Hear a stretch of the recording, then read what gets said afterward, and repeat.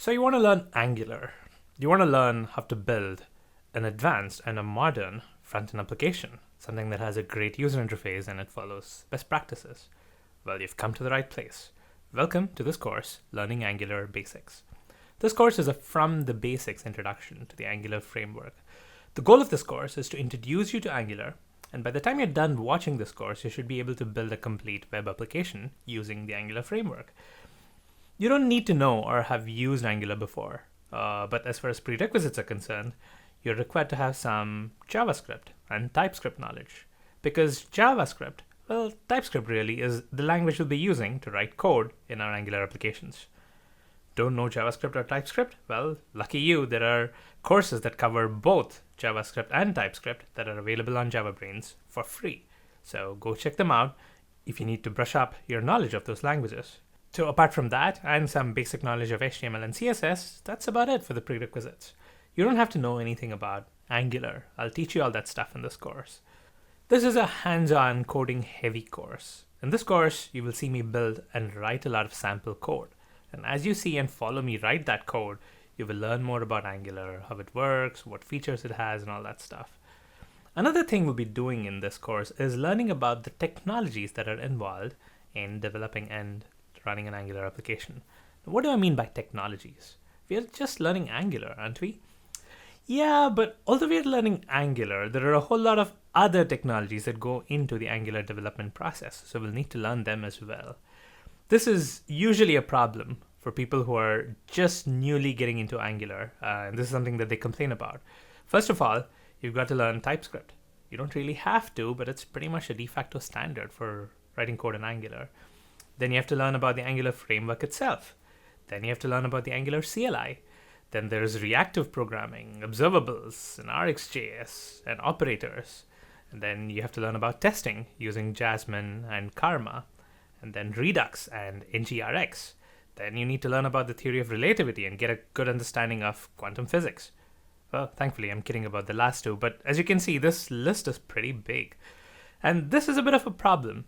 What I typically do with my courses is teach bottom up. If you've seen some of my previous courses, you will understand what I mean. So let's say I'm teaching you something and that requires an understanding of a couple of other topics. I usually explain those topics first so that you fully understand the foundational concepts, and then I move on to the actual thing I was trying to teach. That way, when you take my course, you can always understand everything that's going on. But here's the thing, if I were to do that in this course, and I teach you every one of those related concepts first, it'll take forever to get to the point where we can even write our first Hello World Angular application. So in this course, we are kind of flipping the balance a little bit. I'll first show you how to kickstart a bare bones application in Angular, and I'll show it working first. And then we'll pull it apart and look at all the things that make it up. So it's not going to be a complete mega course covering everything in the universe that has anything to do with Angular. What I'll be covering here in this course is just what you need to build end-to-end applications. And I've structured this course to give you kind of like a gentle introduction to all the necessary technologies along the way. So here's the contents of the course. Here's what we'll be covering. Unit 1 is going to be an introduction to Angular. We'll be setting up our development environments. And we'll learn about components. Components are a very important piece in Angular. We'll learn about that. There is some importance that we need to give to the setting up process as well. Earlier, like a few years back, if you're working on a JavaScript web page, there wasn't a lot of setup that was required. You would just throw in a JavaScript file, just write the code there, and then attach it to an HTML, and you'd be done.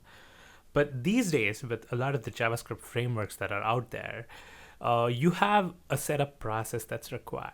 You are going to be writing code in your framework of choice, and then there is some kind of a process involved in generating a build file, which is what gets deployed. So there is this automated process that happens. There could be a compilation process, there could be a build process.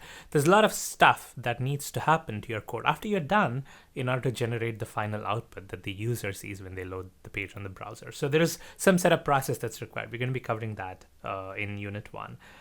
Unit 2 is going to be about templates, data binding, and event handling. Templates are a way in which you write your markup, you write your view in Angular. We'll learn how to bind data in your templates, and we also learn how to handle events when the user clicks on stuff or types something or something like that.